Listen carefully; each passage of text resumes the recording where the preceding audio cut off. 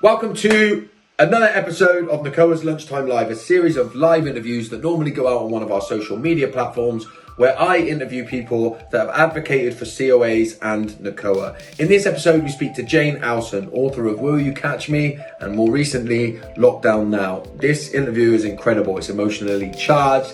There's tears. We share the reading of Lockdown Now. And Jane tells us all about how both books came about, what they mean to her, what they've meant to children across the world. There's lots of interaction from people watching as well. So grab the tissue, sit back and watch this one. You won't regret it. If, by the way, this is the first time that you've ever been here, please do make sure that you have subscribed to the COA channel so you know each and every time that we post a new video. And we've got some hellos from people as well. Welcome everybody to what will be the last lunchtime live of this year. And it's going to be a very special lunchtime live today because we have the amazing Jane Elson with us. Jane is the author of Will You Catch Me and Lockdown Now, amongst many other books. But we're going to get into what Will You Catch Me means to COA, as well as what Lockdown Now means to COA in this very special live. And we're going to start this one with Jane giving us a reading from Will You Catch Me. Jane, over to you. Thank you. In Will You Catch Me, 11-year-old Nell, she's a COA, child of an alcoholic, and she lives on the Beckham estate with her mum. Nell prides herself in being the only naturalist on the Beckham estate, and her sense of security comes from her animals, Bob Marley the tortoise, Asbo and Chaos the guinea pigs, and Fizz and Tyrone the gerbils, and they mean everything to her. Also, she gets a sense of security from her best friend Michael, who lives next door, and the wonderful Auntie Lou. In this excerpt, she arrives late at school, very unkempt and tired, as her mum was slumped over the kitchen table drunk, and Nell had to get her to bed before she went to school. She arrives into the classroom to find a new teacher, Mr. Samuels. Sir starts on about some king called Charles, and I'm not listening. Instead, I'm studying my ladybirds as they crawl over my desk. I read in my magazine, Creepy Crawly Fact or Fiction, that a ladybird, when it's disturbed, will produce yellow reflux blood. That's so cool. I wish I could do that, to warn Chantel Smith and Tanya Noble to keep out of my way. Nell, says Mr. Samuels. Yes, sir, I say, sitting up. The whole class turns around and laughs. What? What? I say, looking round. Everyone laughs louder. Sir was talking about Nell Gwynn, a lady from history, not you, Nell Hobbs, says Michael with his hand over his eyes. Yes, says Mr. Samuels. I was talking about Pretty Witty Nell, as Samuel Pepys called her, in his famous diaries, with her dainty feet. I look down at my tiny feet and her curls. I shake out my hair. And as for witty, well, I seem to be able to make people laugh whether I want to or not. Nell Gwynn was born in Coal Yard Alley, at the top end of Drury Lane in Covent Garden, which was where really poor people lived, and she had to serve drinks in an alehouse, says Sir. My mind flashes back to when I was 6, hiding under my bed, shivering with fear when the demon drink first took my mum. And she saw my curls sticking out from under the bed, and she laughed, and she pulled me into the front room to serve beer to all those sniggering drunk people who had been captured by their demon. I wonder if Nell Gwynn ever hid under her bed. Nah, I bet she was really brave. I reckon Nell Gwynn could have handled herself on the Beckham estate. I tuned my ears back into Mr. Samuel's words. Nell worked at the King's Theatre, which is on the very site of where the Theatre Royal Drury Lane is today. Was Nell Gwynn an actress on the stage? I call out.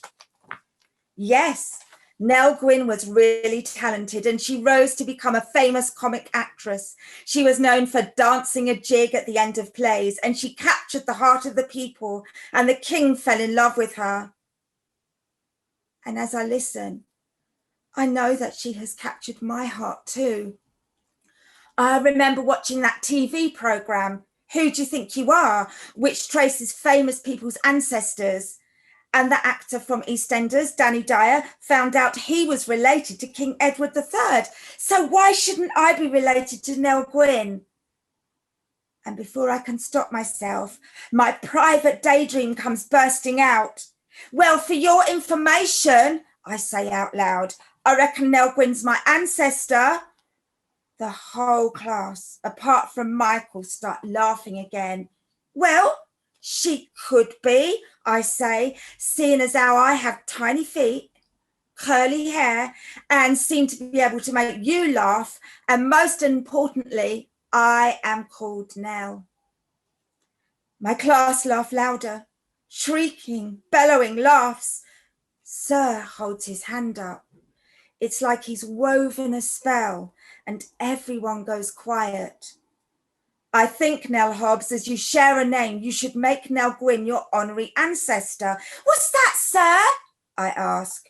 Well, it's someone from history who you admire and who becomes a role model or a guide to how you live your life. Nell Gwyn was warm-hearted and generous and talented, so there's a lot to admire, say sir. Yeah, Nell Gwyn's my honorary ancestor, I say, giving my don't mess with me look to my whole class. When you have a mum like mine, you need extra people in your life. It makes you feel safer, even if they're dead ones from hundreds of years ago. My ladybirds fly away as I listen hard to Mr. Samuels as he draws me in to his magical world of the past. I listen hard because I want to learn about my new honorary ancestor, Nell Gwyn. And it's then that Mr. Samuels says it. Nell Gwyn's mother was an alcoholic. It's at that moment that I realise with every breath in my body that my very soul is tied to Nell Gwyn. I just know that she's looking down on me through the years and she knows exactly what it's like to be me. Nell Gwyn and Nell Hobbs. Nell Hobbs and Nell Gwyn. Nell and Nell. I catch a glimmer of gold silk out of the corner of my eye. I turn and look, and there she is, Nell Gwyn, and she reaches out her hand to me, and she has gone. Thank you. Amazing, Jane. That's amazing. I, to be honest with you, I feel like we could have done the whole hour live with you just reading the book, right? And it would have been worth it. And we'd have had a lot of people here. I just want to quickly, while just a few people have said hello. Caroline, or Carolyn, Jane Jones said she's really looking forward to this. Pierce has said it's his favourite COA book. Oh. Annie Everell, hello Jane, it's Annie E here. Looking forward to hearing you talk about this amazing book. There's loads of people watching. Kerry, one of our ambassadors, who you know, says she remembers the last time she saw you read live and it was just amazing, and that was just before you started to read this bit. And then Marie Tyranny, from whom the Nell tolls, that's just wonderful. And then Hussein saying wonderful as well. So there's lots of people watching along, and I think lots of people, and Hillary's here as well. Oh, hello, Hillary. And Hillary says, "Oh, that moment when we know we're not alone." That was the bit that really stuck out for me as well. You know, when you realise it's not just you. And Hussein loved listening to you talk about the book. So just on that, you know, Hussein says he loves hearing you read the book. I'd love for you to share with us a little bit more about how the book came about, because I think it's a story in itself, right? I'll start with the Nell Gwyn bit, in the fact that she was an orange girl, which is what they used to call the ushers, and did the same job as me, but 320 years earlier. And in the same road, Drury Lane. So we were both ushers in Drury Lane, 320 years apart. And I loved that story of how she became an actress. And I used to always have an absolute fascination with her. And years ago, I was barely out of my teens, and I was walking up Drury Lane, and I was trying to kill time before going to the theatre. And in the bookshop window in Charing Cross Road was this book, Nell Gwynn. And I didn't have much money, but I knew with every cell in my body that I had to buy that book. I had to buy it. And it was £20, which was a lot of money out of my usher's wage, but I had to have it. And it sat on my shelf for years and years and years. And then now I know why, because the next part of the story is, so in my head was this scene, and it was a young girl whose mother was an addict of some sort. I didn't know then what. And I thought maybe I'd make it into a film. And in my mind, and it wouldn't go away, was that track, Four Non Blondes, What's Up, trying to get up that big hill of hope. And in my scene, this little girl was running towards her mum, who was being carried out to an ambulance on a stretcher. And that scene went round and round. And I thought, well, maybe it's a film. Maybe one day I'll write a film. And then I switched on the television, and Callum Best was talking about NACOA and how he's patron of NACOA and children of alcoholics. And in that second, I knew that I had to write a children's book about a young girl called Nell, whose guardian angel was Nell Gwynn. And suddenly all those bits of my brain went whack, whack, whack, whack, and I knew the path. And writing it was a challenge. But at the end of that silver tunnel that I saw that I was going along writing it, I visualized phoning NACOA and saying hello. And I was nervous. I didn't know what the reception would be. My goodness, it's one of the best phone calls of my life. So when you turned on the TV and saw Callum talking about NACOA, had you ever heard of NACOA previous to that? No, I hadn't. So then I was watching everything. I watched the documentary brought up by Booze, and I watched everything and all Callum's interviews. And he speaks so eloquently about his father, and I was so moved. And I knew that Will You Catch Me had to be a children's book. I knew. Yeah. And it just shows, I think it shows the real power, by the way, in when people speak publicly about this stuff, especially, you know, with the risks that somebody like Callum Best takes in speaking openly about it, and, you know, the backlash that he might get. Hillary says, I was an orange girl too at the Old Vic, looking for ways to keep up the pretense that I came from a perfect family. Yeah, so that was relatable. You and by the way, Susie McKenna says that she loves hearing you bring Nell to life. Oh, Susie, thank you. You mentioned Can I say something creepy today? This is quite weird. So I picked up my book today, and it fell open on this page. And the quote is, "Mum, most kids want adventures. I just want normal." And I thought that was so powerful for today in this interview. Most kids want adventures. I just want normal. Yeah. That really resonates, because I remember genuinely all I ever wanted was to not have a problem with alcohol. Yeah. You know, and while everyone else was thinking about being a policeman or a fireman or a superhero, I just didn't want to be an alcoholic. That's all I cared about. Wow. Yeah, so that's a really powerful line. You said that it was quite difficult to write the book. Was there varying reasons? What were the different reasons for it being so tricky to write?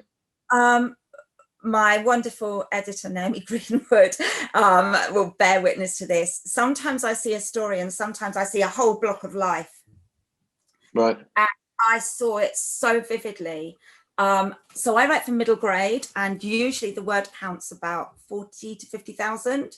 I wrote 82,000 words. Right. And so we had to cut a lot out, and it was because I just kept seeing and seeing and seeing. And then I had to go into hospital and have some operations on my eyes and one on my belly. And basically, I'm not very good with anaesthetic, and I had to get the book to my publishers before I went into hospital. and they couldn't get me out of the anaesthetic because I was on the Beckham estate talking to Nell Gwynn. So in my mind, and apparently I was going on and on and on about Nell Gwynn. So Yeah. so all the patients getting up after their operations and zooming around, and I was like, so, but it kept me going, knowing that when I finished the book, I would phone the COA, and that was kind of what kept me going. I loved writing the book. I absolutely loved it. Nell is such a lovely little girl. I really missed her when I finished the book. She was good company. Yeah. But you took a lot from it by the sounds of it in yourself as well. And Hilary very kindly calls Nell the COA's angel, which I think is really special, really, really special. Yeah, definitely. And that obviously would mean a lot, right? To hear somebody describe that. And I think particularly with the whole, COA getting a lot of kind of publicity and stuff about reading bedtime stories to children as well. Yeah. So I think the whole children's book really must resonate in that way. That headline, Camilla's headline, my agent Jodie Hodges was amazing, because with the two of us collected everything we could about children of alcoholics, and of course as I was writing it, COA in the news all the time, so this was a really good thing to have. My mummy is drunk, please read to me. This really confirmed that I was on the right path. So great headline from Camilla there. So no, that was a massive moment. Camilla, obviously one of the first people that we did a live with as well, and we sort of recognized that was a big moment. And I guess, you talk about the stars aligning, but the fact that when that went on the front page of the paper, you were already in the process of writing the children's book. It's just incredible. It's incredible. I know. And if I can share something as well, because I realized that it was kind of in the stars even way before that. And a funny connection, which I'm sure Callum will appreciate. So I think children of parents who drink too much, they try and get control where they can, even if it's a tiny bit of control. I'll try and get it where I can. And when I was at junior school, they said you could do a sponsored swim, and you had to be able to swim 2 lengths. Well, I couldn't swim, but I put my hand up and I was like, yes. And my teacher was saying, you can't swim, put your hand down. And I was like, no. And I climbed over everybody to get this sponsored form. And I took it home and I said to my mum, look, I'm doing this sponsored swim for Help the Aged. And she said, you can't swim. And I said, no, I really want to do it. I really want to swim for the old people. And then my dad came home and he thought it was hysterical, really hysterical. And he went off to the pub, and all these people were swigging beer, and they filled my sponsorship form with fake names. And one of the sponsors was George Best. Somebody put George Best on the sponsorship form. My dad was like, she can't swim. You won't have to pay any money. It's absolutely fine. Honestly, just fill it up for her. And he came home and he was from the pub, and he was so proud of himself that he had my sponsorship form filled with fake names. There was the Queen, there was Mick Jagger, there were all the Beatles, all the most famous people, George Best, everyone had sponsored me from drunk people just writing their names. So come the day of the sponsored swim, and I jump in like this, and I doggy paddle my first ever length. And my mum had said to my dad, you do realise that you're going to have to pay all the money? And he said, no, she can't swim, I won't have to pay anything. So he looked really shocked when I did my first length. And then my mum looked really proud, but my dad started to look a bit worried when I turned around and did another length. And I was absolutely exhausted. So he was shouting, get out of the pool, get out of the pool. And I gave him like a cheeky little wave, and I did 10 lengths. Wow. And I had to be out of the swimming pool, and he had to pay hundreds and hundreds of pounds. And that story became Swimming to the Moon. So it was my little bit of revenge. So that story's in there. Wow. So it's strange that all these things have aligned to where And there's so much depth to that little story that you've just told, in that there's like a funniness to it, but there's also like a real deep sort of, when you're telling that story, like my heart's almost aching as well, because you sort of recognize like the layers of everything that was going on there. How did you eventually pick the phone up? Well, first of all, I was saying to my publishers, will you do it? And they said, no, you should do it. And I'm so glad they said that. So I plucked up all my courage and I phoned, and I got Amanda on the phone, and she couldn't have been nicer. Literally, I was so joyful, and I explained about the book. And then I wrote a letter explaining it all. I was just welcomed into the ACOA family, and it was just wonderful, really wonderful. That phone call changed my life. Really changed your life, yeah. Definitely. Because after I'd finished Will You Catch Me, a lot of memories came back, and I realized, because while I was writing it, I detached from it. It was Nell's story, nothing to do with me. But then afterwards, it kind of full. So ACOA were really brilliant in helping me talk through stuff, and it was really brilliant, really, really brilliant. They are an amazing, amazing charity, amazing. Yeah. For children, just wonderful, wonderful. Yeah. I think that's why so many of us end up sticking around and trying to do as much as we can, right? Because I had the same experience when I walked into ACOA. For me, I sort of so welcoming, isn't it? So warm and welcoming. Yeah, and so accepting of everything. Like I had certain experiences, and then I had a certain level of thinking that I knew it all as well. And the way that even like ACOA helped me to realize that I don't know anything, right? Or that I know a lot less than I thought I did. Even that was done with so much kind of compassion that sort of helped change things so drastically for me. And the book's gone on to win some awards, right? It has.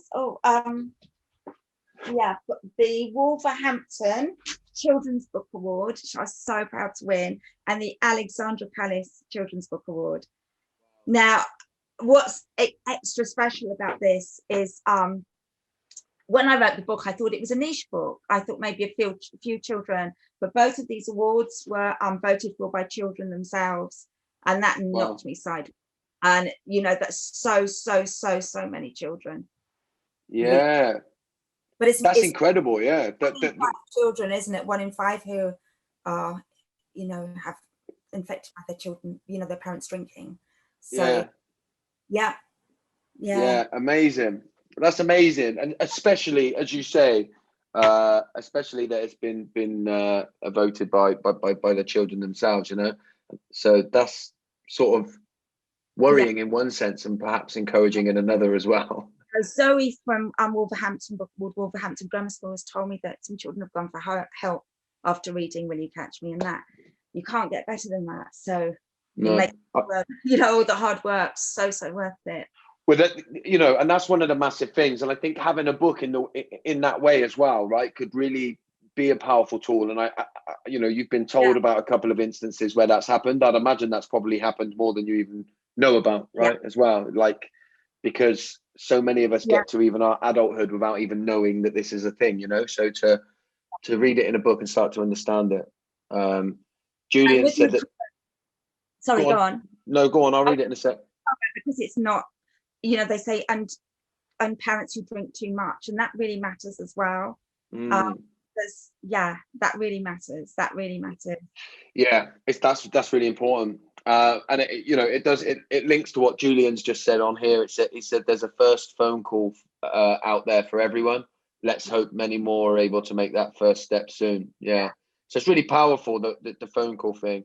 And Hussein's saying that it's great that it was voted for and sought after reading it by children, which is amazing. Hang on a minute, let me read this one. So Annie has said, I've seen the reaction of the children after they read the book. It's been amazing. It's not just a book about the issues. It's a fab story and a great read. And actually, I think that's a really, really good point, right? Because, I bring up Piers says it's his favorite COA book, but I know Piers talks so highly about it as a book as well, not just the fact that it's carrying the message that we're talking about.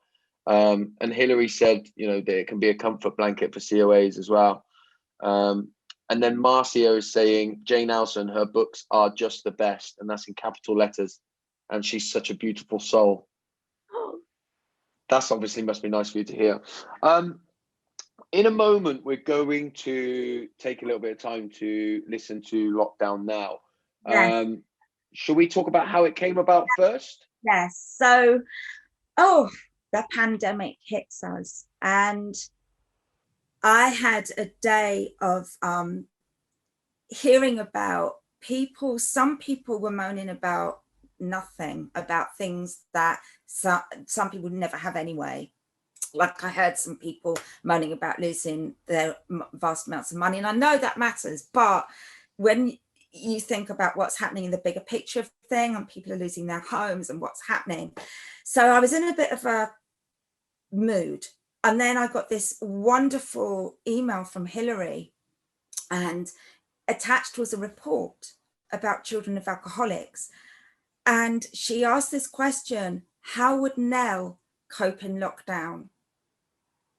And after I read the report, I bawled. I couldn't stop crying. And I phoned my friend Chris, and I was saying, this is terrible. This is so terrible, these lost children. And then I thought, stop crying, do something, do something. So I sat down and I was on fire. And I don't usually write well at nighttime. I don't, but I couldn't stop. It was pouring out of me. And I wrote this short story called Lockdown Nell. Went to bed, woke up early, finished it, and sent it straight off to Hillary and straight off to my editor, Naomi. And we were all like, let's do this. Naomi was amazing. She edited it. Michelle Brackenborough, the designer of my beautiful covers, she was donating illustrations. And it took me a day to write it, but within 9 days, and the team were me, Hillary, Geraldine James, who did a wonderful introduction for the audio, and I'm really, really grateful for that. And so there's Michelle, Naomi, me, Hillary, Piers, and Geraldine. And 9 days we had this resource ready. It felt so powerful to be sitting in this tiny flat and feeling so angry I had to do something. And it's gone everywhere now, hasn't it? I mean, it's gone to a lot of places. It really has. Yeah. You know, you wrote it in a day, and it's gone around the world, really. It's gone global. Ford Clinic are using it in their clinics all over through the world, and that means so much to me. And it was dedicated to my Auntie Vi. My friend Sharon D. Clark, it's her mother, and she's an amazing lady. And another coincidence, the stars aligning, she came to this country on the 2nd of February, which was Nell Gwynn's birthday. And she was inspiration. Auntie Lou, who is a really strong figure in Nell's life. And we all miss Auntie Vi so much. So I wanted to tribute to this wonderful woman who's part of the Windrush generation. So it's dedicated to her. Yeah. Wow. Okay. Well, look, on that note, let me share this video. It's 8 minutes. So and we're going to watch it all, because I think because it's incredible and it's worth watching it all. So let's sit back for this short time and watch and listen to this. As long as I can get my technical stuff going.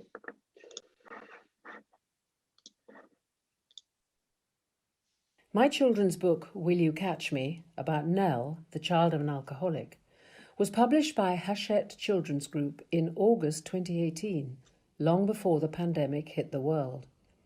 Hilary Henriquez, the CEO of NACOA, has described Nell as NACOA's angel. She asked me, how would Nell cope in lockdown? This story is my response, for NACOA with love. Lockdown Nell is written in memory of Viola Clark, 11th of July 1928 to the 19th of July 2016, who sailed from Jamaica to England, arriving on these shores on the 2nd of February 1952, beloved mother of Sharon D. Clark, MBE, and Auntie Vi to us all. We love you and miss you, and we're so blessed to have you in our lives. This story is for all children of alcoholics who have struggled during lockdown. Please reach out to NACOA, and remember, you are not alone. Standing on my head during lockdown stops me thinking scary thoughts like, will I be locked in here forever with my drunk mum? And supposing we get the coronavirus? And who will look after my animal family if I get sick? I squint sideways at the phone number scribbled on my arm. 0800 358 3456. I want to call it. I really do. It's just The blood rushes to my head, and I drop my body down, and when I sit the right way up, it's like my bedroom walls are closing in on me. I grope for my phone under my pillow, where I keep it hidden in case Mum tries to sell it. I dial the number, and almost immediately a kind lady's voice says, "Hello, NACOA." I ring off, my heart thudding. The National Association for Children of Alcoholics. I feel like I've betrayed my mum just dialing their number. I take a deep breath and smooth down my knotty black curls, my fingers getting caught in the tangles. I would always try to escape when Auntie Lou next door brought out the comb. Now I'd do anything to feel the pain of the tugs as she combs my hair, just to have her close to me. But she's been in hospital for a week with the virus, and my best friend Michael has been sent to live with his dad in lockdown. I am all alone. I check on my animal family. I'm nearly out of food for them. Fizz and Tyrone, my gerbils, are asleep. Beyonce and Destiny are swimming round and round and round their goldfish bowl. Bob Marley, the tortoise, is crawling over my bed, and my guinea pigs, Asbo and Chaos, are chasing each other around their cage. They do not understand about social distancing. I love my animal family. They are all I have. But how am I going to feed them? Mum is still passed out, flopped over the kitchen table. I put the sick bowl and a glass of water and a packet of headache tablets next to her hand for when she wakes up. Then I will put her to bed. It is my job. My tummy gurgles. I open all the kitchen cupboards again, just in case I miss some food. I didn't. They are empty.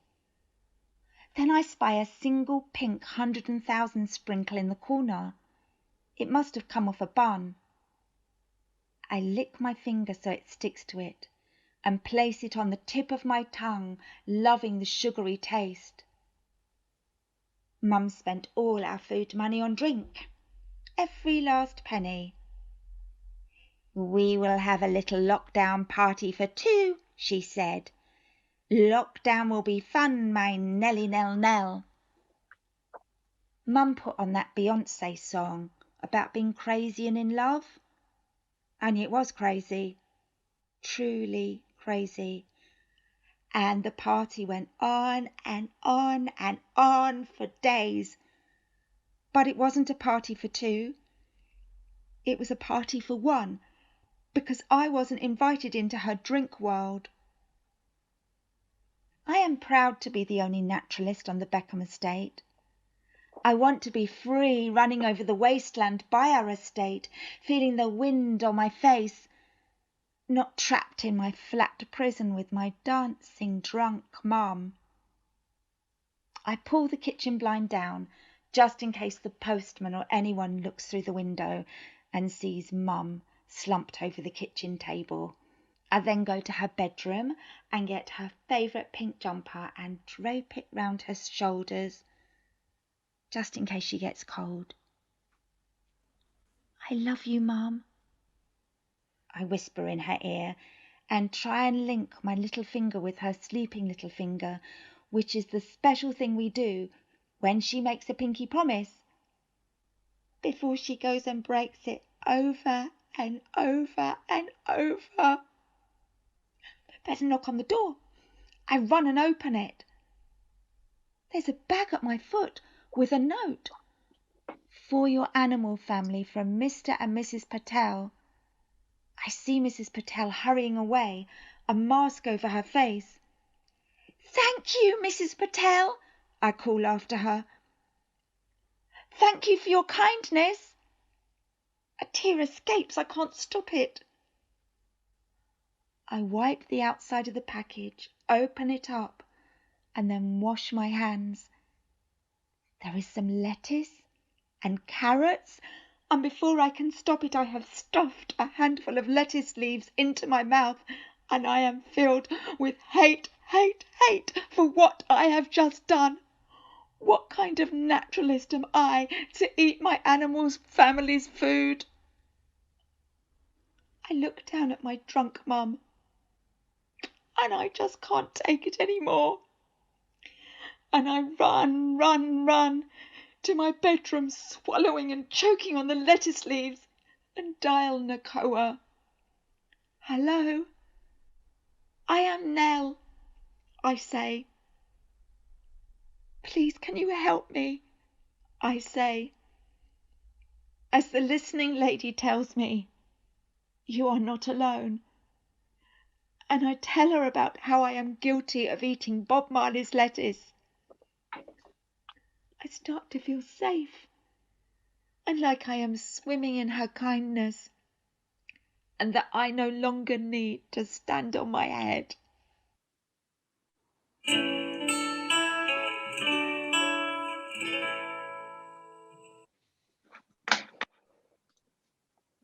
Whew. I got to regain my composure very quickly as that's finished. That I don't know if I've ever sort of listened to that. It probably was a bit of a mistake to listen to it for the first time live on Facebook. I was reaching for my drink as much as I could to sort of hold it together a little bit. How does it feel to you? So I'm throwing it over to you at the moment. Recording it was one of the most powerful experiences, because I was an actor before I was an author. Yeah. So playing Nell, and this flat, I felt trapped, and the sound of the neighbours was horrendous as I was recording it, and it really set the scene.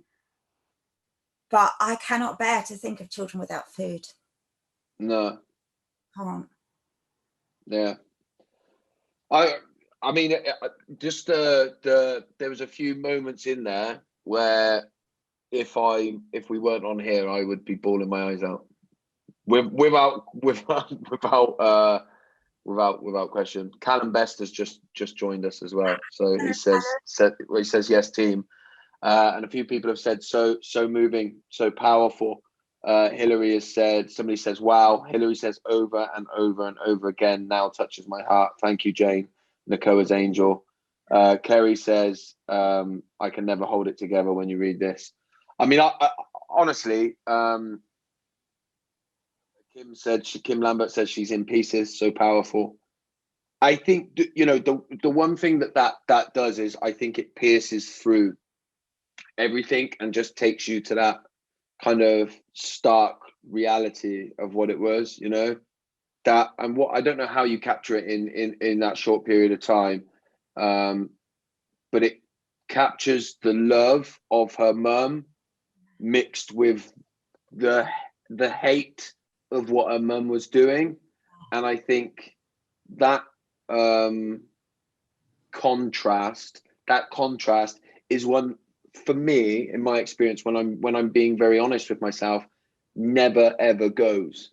No. For me, ever when you think about it, I think so often we sort of package things nicely and we make them so that we can digest them in a certain way, and I can, I find myself, I can say things like, my dad had a problem, it wasn't his fault, etc., etc., etc. But there will always be those burning questions, there'll always be them. It's so hard. And if I may use the Nell Gwyn analogy, when a parent has the illness of addiction, the child doesn't end up being the leading lady or leading gentleman in their own life. They're the bit player, the one on the side, because they never get to feel their own feelings, because their feelings depend on how that parent is going to act that day. So your own feelings start to close off, and everybody has a right for their own feelings to be heard. Everybody. And it's that you feel a sense of betrayal when you say what's happening, but if you say what's happening, you've moved beyond that point, and that helps. And as we were saying earlier, I know that I've always used humor as a tool to disguise what's going on. And when I did some work in Parliament Young Offenders, with the young prisoners, their humor was so razor sharp, and it's their way of surviving in prison. And I told the funny story about the sponsored swim, and it was that never knowing what mood was going to come through that door, and the sound of the key in the lock was, a frightening sound. Yeah, and the only moment of being able to share a real loving moment is when they're asleep. Yeah. And she drapes the thing on, and then my eyes are watering saying it, and then she like grabs her little finger, and you get that moment, and it only exists when she's asleep. When she's asleep, and you are becoming the carer, which is completely not how it's supposed to be as well. And Auntie Lou in the book, Will You Catch Me? She doesn't know what to do, because she knows that Nell loves her animal family, and if Nell was to go into foster care, she wouldn't be able to take all the animals with her. So Auntie Lou does her best to keep an eye on things, but she's a heavy sleeper, and in the book she doesn't realize for a while that Nell's at night. And when she does, they do Operation Ark, and they lift all the animals out of the window to take them next door. So Nell will never go anywhere without her animals. And I know that my rabbit Flopsy was my biggest comfort, really, and, can give such comfort. And I think there's real power in that as well, right? In the kind of having somebody, I think it's the message that runs through what NACOA do as well, which is that somebody does care.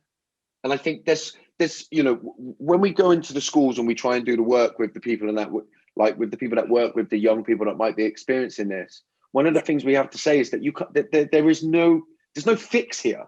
No. Right? I mean, unless the parent gets well and starts this massive healing journey, there's no fix here. And what you can do, and what NACOA does so well, and what you've described just there with the carrying of the animals through, is you can be there for them.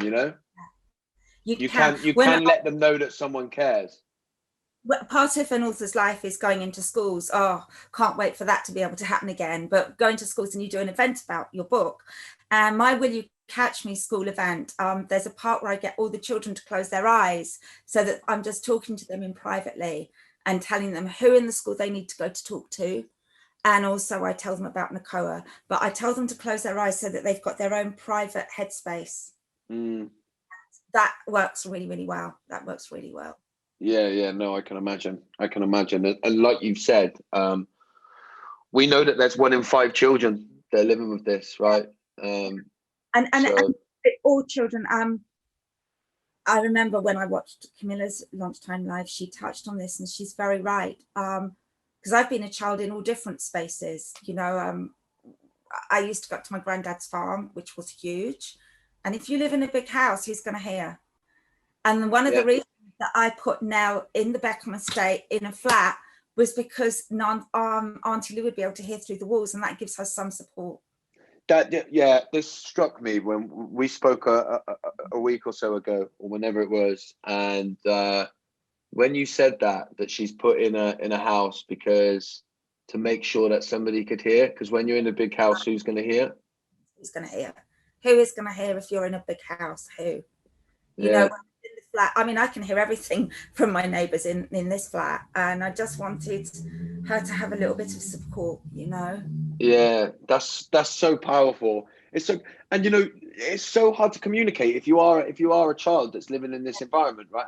As an adult, we struggle to get the message out to people of just how kind of how deep rooted this can be. And so as a child, you've got no way of communicating. And it's that child's normal. It's their normal. They don't know anything else. I thought that's what dads did. They all go to the pub and then they come back and they're in a mood, or that's normal. Yeah. And it's not sometimes until you go to other people's houses and you go, oh, okay.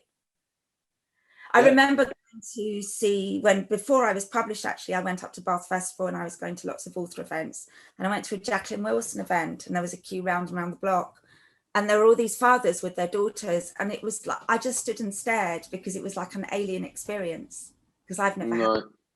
Yeah. Oh my gosh. Oh my God. Yeah, I've never forgotten that. So there are moments when you see something and you think, oh, I wish I could have that normal. I wish I could have normal. Yeah, and you never had it, and the reality is, it's something that you can never have, right? You can never go back and be a child and have a parent, a dad, a loving sort of dad that's available to be able to do that, right? It's gone, and I think that's probably one of the hardest things. I just wanted to let everybody know that's watching, maybe invite some questions now, because I think a lot of people will have a lot of questions that they want to ask. I mean, for me, the one thing that I would say is that how many books can we write about now? And how can we do like now 2021 and now 2022? I think that's probably the addictive part of me coming out here, but I'm just like, give me more of that 8 minutes, right? Have you got any more plans with it? What to do with it? Hachette Children's Group and my editor, Naomi Greenwood, they want me to explore more of the Beckham estate. And my latest book, Moondog, is about a little girl. She lives on the Beckham estate. But if Nell's in a book, she takes over. It has to be about her because she's got such a strong personality. But in the book I'm working on now, Stormhorse, we explore Michael's story more because he's such a lovely little lad. So yeah. I love, and in the books about the Beckham estate, the other characters like appear in the background so that it becomes a real world in interlacing, and yeah. So there's definitely scope for more, which is good. Yeah. Hussein has said, I think adults, as adults, we are so fix orientated or unable to cope with the suffering of young people that we try to alleviate these by saying things like it'll be okay. I think that's really true. I think, I know within the kind of NACOA training, one of the things is to tell helpline counsellors, you don't make promises that you can't keep. And I think, we're always lacking that kind of honesty with us, right? Definitely. That kind of people really meeting us where we're at. And it's these children lose their childhood. They lose their childhood. Yeah. I know that when I manage to let go and have fun, it's the biggest achievement for me. Because as a child, I was always worried, and I know these children are as well. And it becomes your job to make sure everybody else is all right. And it shouldn't be. You're a child. And just wanting those children to have some childhood. Yeah. And I think that's, we're coming up to Christmas as well. And I think, one of the big things I think that I've had to really learn, much like you've just said there, is that go of the way that everybody else feels and just allowing myself to be in the moment and enjoy it. Yes. I mean, it's something I still have to work on, really. Yeah. And I totally understand what you said there. Piers has said, how might now's experiences of lockdown relate to COA's experiences of Christmas? Oh, Christmas is the time when the world stops and you're trapped, and even more so now. And it's that feeling that the party's going on elsewhere and you're not invited. It's when it's expected to have fun at a certain time and you're not. That makes it harder. That makes it so hard. And people drink more at Christmas. It becomes more alcohol fueled. And, in this pandemic, people are having even more time to think and indulge. And, it's just the thought of being trapped. I am so claustrophobic that those little children, and I just want to say to them, please phone COA. Please. Yeah, that was my first thought when we went into the first lockdown in the beginning of the year. My first thought was those kids, and I think we know that at NACOA we get, I think Hillary calls it Christmas hope, where we get a drop off in calls to the run up to Christmas, as children hope this year will be different. Maybe the kind of magic of Christmas will work like it seems to do for everyone else, right? And I think, as an adult as well, I always say that there's a big Christmas stigma in that all of a sudden, all this kind of compassion for people that might struggle goes out of the window, and everyone says, come on, it's Christmas, like Christmas somehow, takes away all of your struggle and you just automatically become happy. If only it was that simple. Annie has said, what can people do to help? That's quite a broad question, I guess. It's difficult for you to answer. I suppose teachers need to be very well at wearing schools, which I'm sure they are, but really be there. And NACOA are just such a wonderful charity. I would say phone the helpline.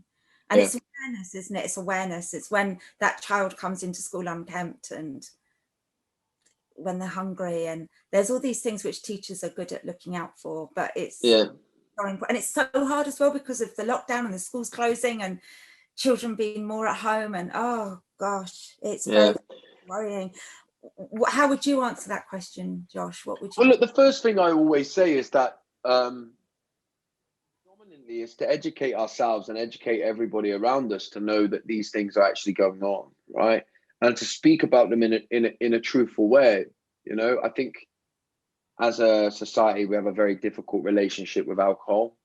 You know, if you start sort of suggesting that the way that you're drinking might be affecting your children, people are not very open to the conversation, because a lot of people, I think, have had times when they feel like they've gone a little bit overboard, and they've woke up the next morning and pushed it to the back of their mind, and they don't like the idea that maybe children can't do that. So but then to bring it back to what you said, I think a lot of the stuff of like you're not alone is really important. I think it is really important, you know, and I think it's letting children know that people do care, because like we saw in lockdown now, and we heard in lockdown now, that feeling of, you know, joy that Now had when somebody had brought round the food for the for the animals, you know, I think it just shows. Carolyn's also saying that there's some brilliant resources on the COA website as well. And if people did want to get involved, you can go on the incredible COA website. It's amazing now, and you can actually find ways. It's really, really beautiful.